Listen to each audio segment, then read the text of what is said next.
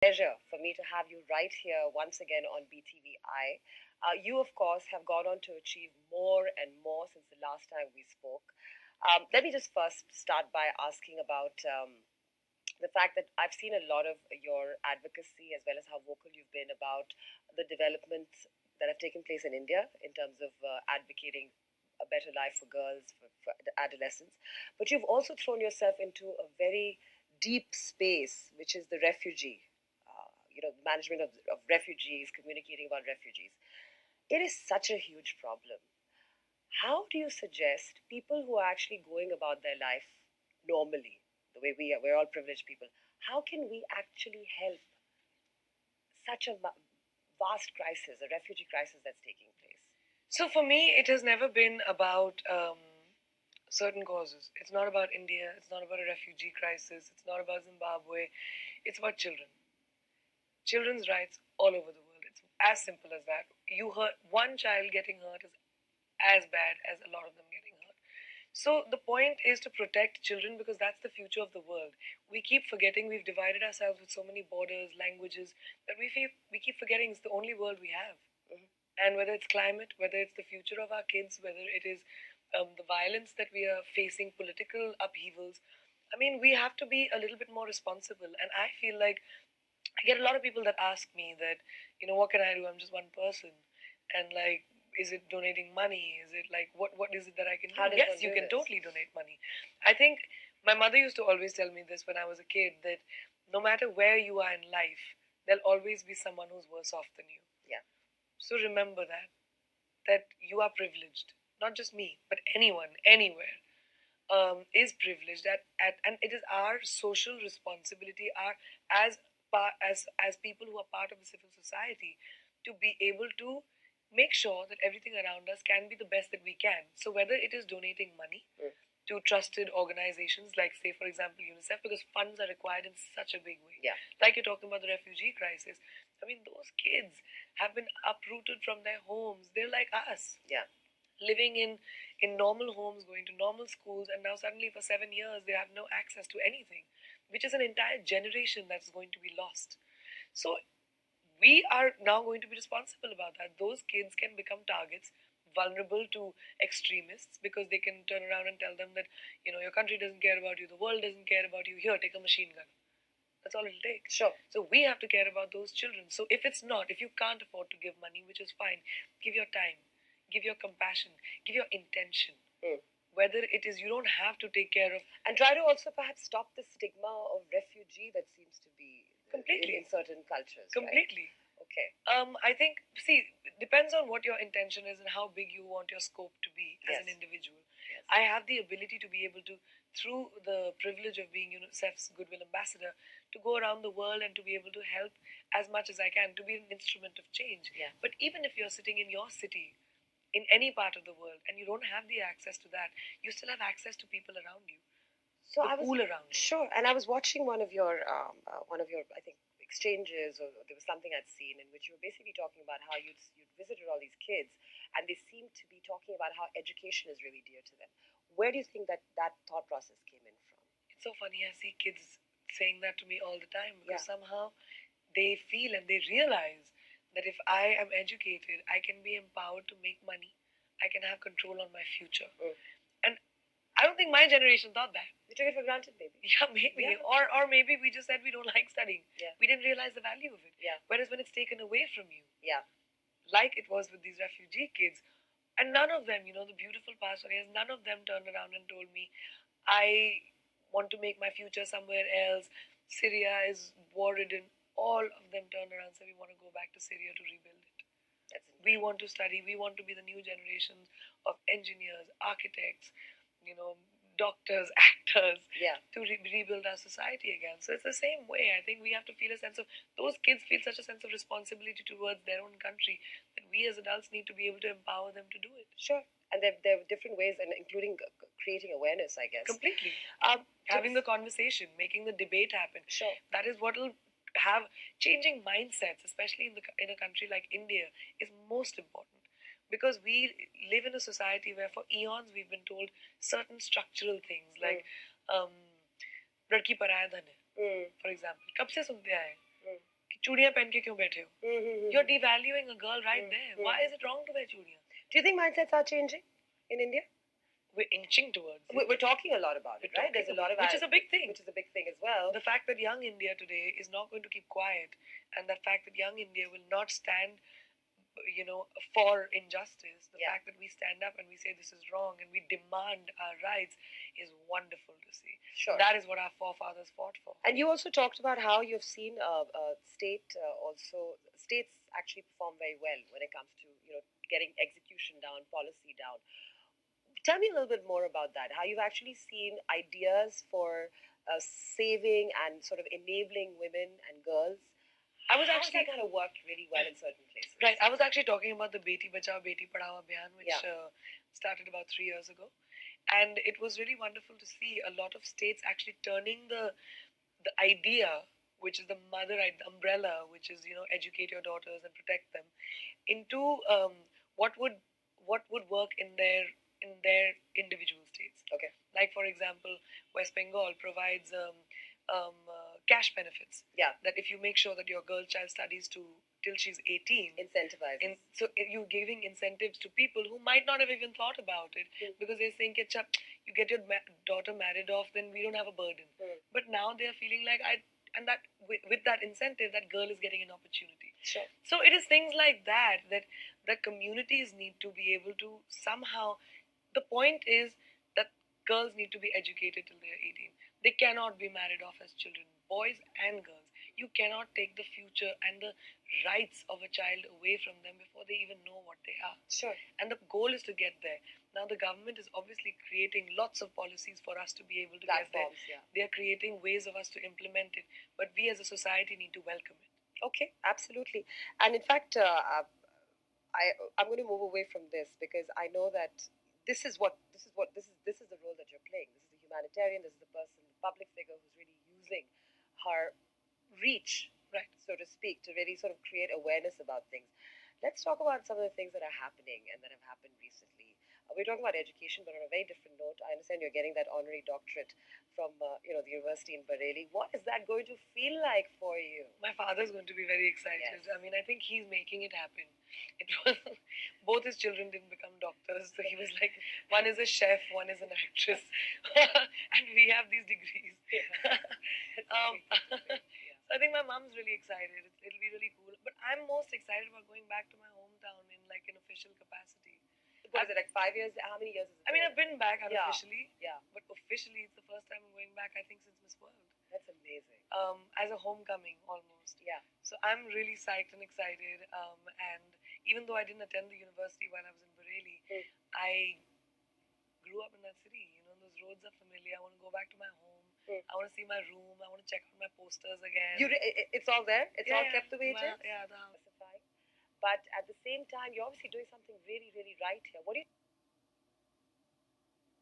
think is really working for you? When you see your name, I mean, I don't know if you care as much as we care about you being in the top 10 and the only woman there. What does that mean to you? No, I felt extremely proud of being the only woman on the list because I feel like, these lists come out all the time and you don't really see girls on them. Yeah. The disparities are insane when it comes to remuneration. Yeah. But I felt really proud that maybe my achievements have put me in a position where I can stand almost shoulder to shoulder with a lot of my male counterparts. But at the same time, it makes you think that there are so many female actors out there who should also be on the list. But are they doing the kind of stuff you are? Look, you've sort of created quite a buzz abroad, all right? A TV yeah, but series, that doesn't turn into remuneration. That's what I'm saying. I'm saying, is there something to do with risks taken, opportunities that are turned into, milestones in a sense? What is it what do you think is working? I don't know, because I never worked for the money. I was working for the achievements. I've always said that the rest of it comes along. Yeah. I'm a middle class girl from Bareilly who wants to leave a legacy. Yeah. I know that when I leave this planet, I want the world to turn around and say, no, that was an achiever. So I worked for that. The rest of it sort of just came along. Okay. So even this I see as an achievement. Yeah. Not as a bank balance. No, that's cool. Absolutely. You know what I mean? But by the way, just because it'll be absurd for me not to do this. I mean, I'm a business editor here. I'm very interested to know, someone who's, a girl boss like you, rock star like you, do you ever look at sort of the financial news? Do you kind of think about how investments sort of work? Who kind of does all that stuff for you? I How do. Yeah. My mom's also my CFO. Okay. She always has been. Yeah. But I'm business minded. Good. But I'm not money minded. I get that. No. I'll explain to you how. Yeah. So I like creating business opportunities. Like with my production house, I've done that. Yeah. But it is not something that runs after um, having monetarily successful films. Now, my production house I set up because I want to be able. Eventually, of course, we're in the business of entertainment. Of course. I want to be successful, but I want to create a very content-heavy, content-driven production house, Okay. which stands for new talent. All my 6 directors in the films that I've done have all been new directors. The talent that we launch are a mixture of new and experienced. Okay. When I joined the film industry, I didn't have that opportunity. So my Purple Pebble Pictures stands for that. Now, my mom always thinks tum to paise kabhi nahi banaogi, the kind of subjects you choose. But my first Marathi film, Ventilator, did so well, won like 3 national awards. Those are the things that I work for. Yeah. And then the rest of it comes along, is what I believe. But in terms of all this stuff like I don't know. I mean, do you care about the stock markets? Do you care about? My mom does. Okay, so my she's team the one does. who's doing it. My team handles all of that. I do the creatives. Yeah. I'm a very creatively driven person. So I make the choices, I make the decisions. I decide I want to do something which has not been done. I want to do something which is different.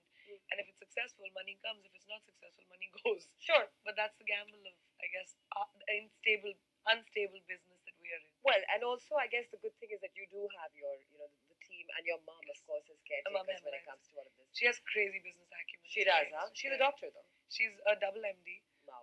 She's also she runs my production house. Yes, She's director of the company. Yeah. And at the same time, she has her own cosmetology clinic and runs my brother's You restaurants. guys are made of. She's an overachiever in a biggish kind of way. You're made of something else.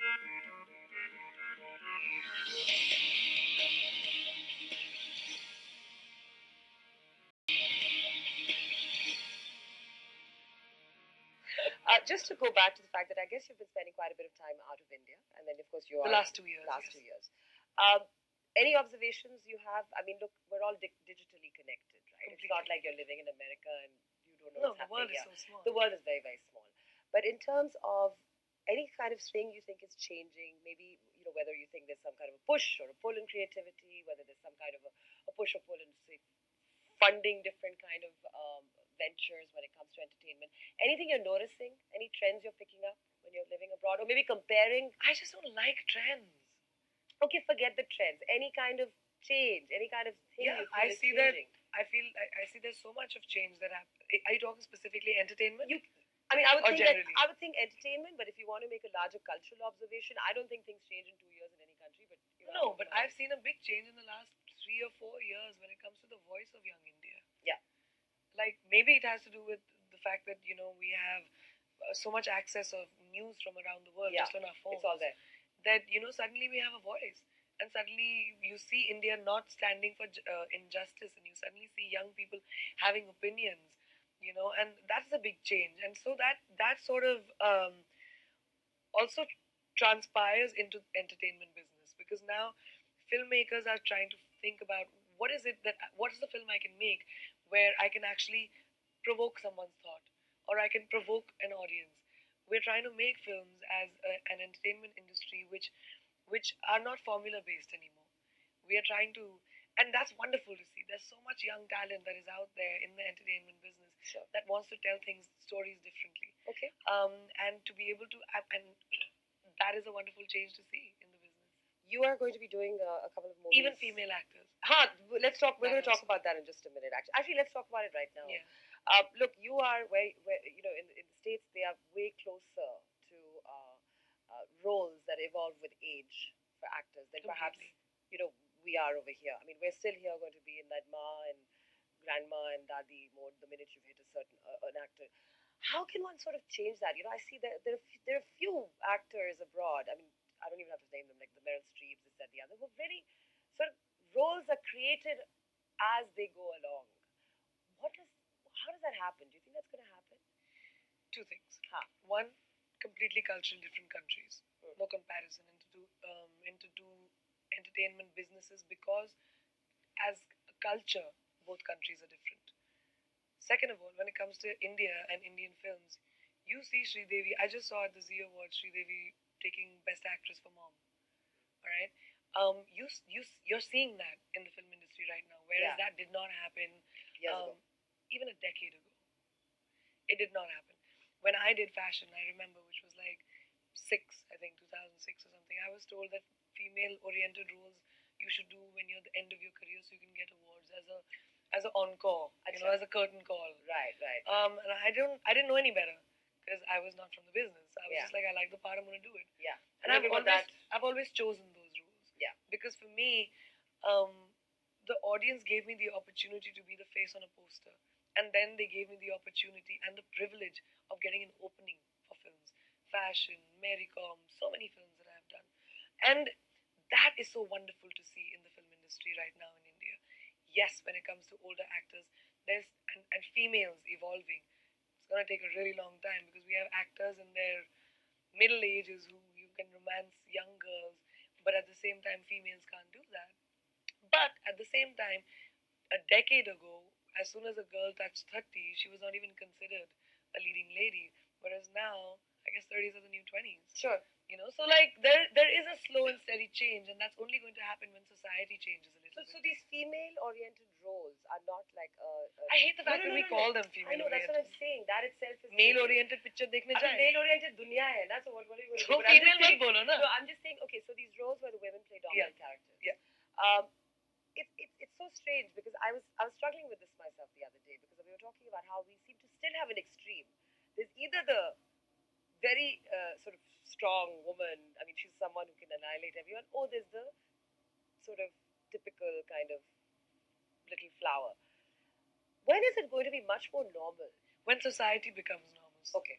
Because society A at the midway. moment, it's a films are a reflection. Entertainment is a reflection of society. Society is a reflection of entertainment. Yeah. It's a circle. So films are made on what's happening right now. Yeah. Whereas what's happening right now is अरे film में तो ये किया था, so we should also do that. So you see, there's a demand and supply in this chain. So when society changes its mindset and starts accepting women in the in between as normal, when we normalize women doing jobs that are only expected of men, that's when we'll normalize females playing those characters. And how much do you think technology is going to be helping us going forward? How much do you think tech is really going to be changing? See, that's the big conversation that we keep having in business, okay? Which is about how smartphones and technology, Correct. access, content, all of this changing. I mean, you now have a production house as well. Tell me what technology means for you. Technology is incredible. I'm a tech fiend. You are. I'm a full fan. Okay. I love tech.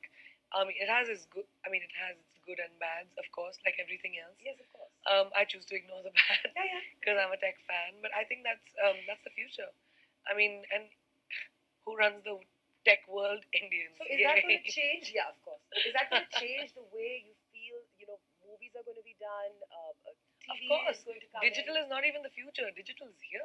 Yeah. The medium that used to be theatrical right now or satellite has become into digital at the moment. Yeah. People stream films and that's the way they watch it. Sure. So now you are making movies for just streaming purposes. You don't even need a theatrical release. So have you got some sort of? Have you ever thought about something like, because how what is something cool I might be doing in the future that's actually very based on the way people are absorbing content? Everyone's doing it now. Right. We're working on it as Yeah. a production house for sure. Yeah.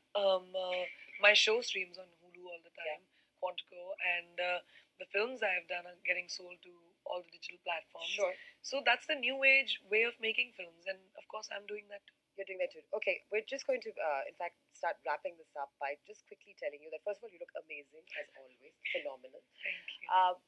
You do your own stunts, as we know. You seem to have enjoyed yourself this time. Aren't you ever scared of damaging something? I mean, your looks, your beauty, your fitness, everything is important, right? Aren't you scared when you're trying to sort of somersault off a building? Or you do a lot of pretty crazy things. What is the craziest thing you've done? Well, I recently did a stage performance where I came from, like, I did an aerial descent from 700 feet above the stage. This is the Burj. This is the that okay. Burj Khalifa that Okay, I was standing on. that fun. Okay. Damn scary for a second. But look, the way I see it is, I'm an entertainer. Yeah. My job is to entertain. I up my quotient all the time, and I mean, I'm not the kind of girl who You're not sits in. scared?